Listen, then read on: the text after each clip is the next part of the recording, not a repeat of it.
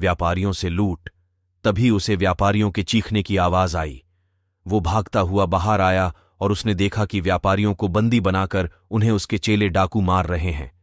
तभी वो तंबू के अंदर से छुपकर बाकी डाकुओं को रुकने का आदेश दिया। उनमें से एक डाकू ने हिम्मत कर तंबू में आकर आदेश के बारे में पूछा।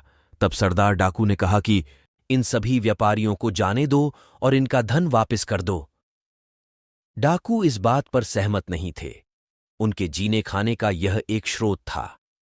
उस डाकू ने सरदार से कहा कि यदि यह गलत है तो हम आगे से मेहनत कर खाएंगे, परंतु अभी क्या खाएंगे और असहाय और वंचित लोगों को क्या खिलाएंगे?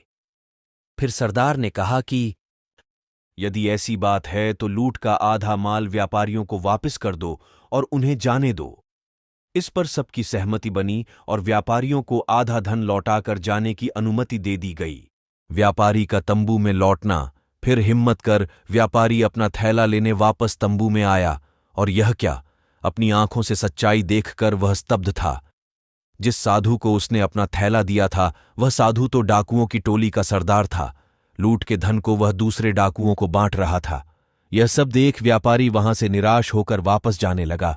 वह मुड़ मुड़कर तंबू की तरफ देख रहा था और ठगा सा महसूस कर रहा था। मगर उस साधु ने व्यापारी को जाते देख लिया था और बाहर आकर उसने कहा, रुको, तुमने जो धन का थैला मुझे दिया था वह ज्यों की त्यों ही है। और साधु ने व्यापारी का धन से भरा थैला वापस कर दिया। अपने धन को सलामत देखकर व्यापारी का खुशी से गदगद हो गया और साधु को दान देने की इच्छा जाहिर की, परंतु साधु ने मना कर दिया और हाथ जोड़कर नमस्कार कर तंबू की ओर चला गया। व्यापारियों का झुंड भी खुशी खुशी अपने सुंदर नगर की ओर चल पड़ा। डाकू का हृदय परिवर्तन।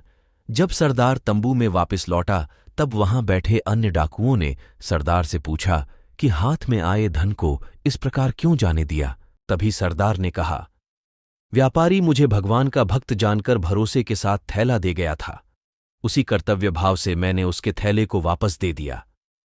किसी के विश्वास को तोड़ने से सच्चाई और ईमानदारी हमेशा के लिए शक के घेरे में आ जाती है। बिल्कुल वैसे ही जैसे राज्य की सुविधा यहां न पहुंच पाने की वजह से हमारा राज्य से विश्वास उठ गया, परंतु आज व्यापारी की बात सुनकर एहसास हुआ कि हम राज्य की सुविधा यहां तक नहीं पहुंच पाने का दंड सच्चाई और ईमानदारी से धन प्राप्त कर रहे लोगों को उनका धन लूट कर देते हैं, और यह गलत है। आज से हम सब मिलकर मेहनत करेंगे और अपने साथ साथ सभी वंचित लोगों की सहायता भी करेंगे। सब सरदार की बात से सहमत हुए और डकैती छोड़कर ईमानदारी से धन कमाने की प्रतिज्ञा ली। कहानी अच्छी हो तो एक शेयर जरूर करिए।